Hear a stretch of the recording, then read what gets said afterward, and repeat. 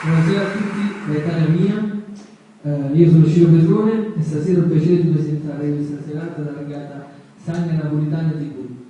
Allora, voi dite perché stasera Ciro sta qua. Io prima di venire a trovare un fratello, volevo che stasera fosse una serata particolare. Volevo fare una dedica particolarissima. Volevo fare una dedica alla mia fidanzata. Non sono il tipo che faccio queste cose, però stasera volevo e devo.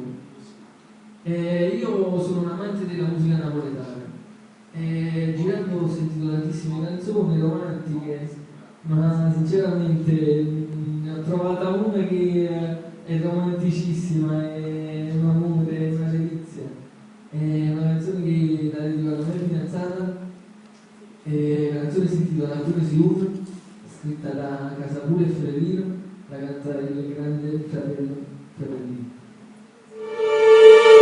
Tu non sei uno, non ti posso perdere. Tu non sei uno, che avete fatto scegliere.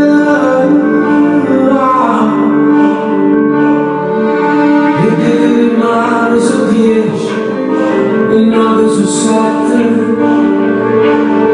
L'universo infinito e gocce mare mondiale e stelle non sapri più io le dicembre 31 ma tu non sei una tu non sei una avremmo gli altri bene tu non sei una a tutto posso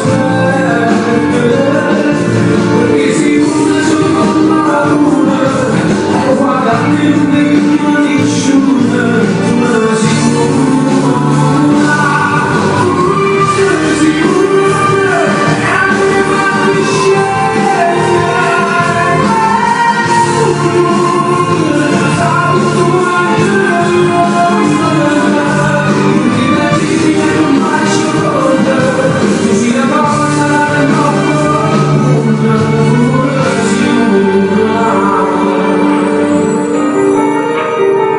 sto vestito bianco come lo fa bene. Stamattina, quando ci ha malato la Dio, l'ha ringraziato che ci ha fatto conoscere.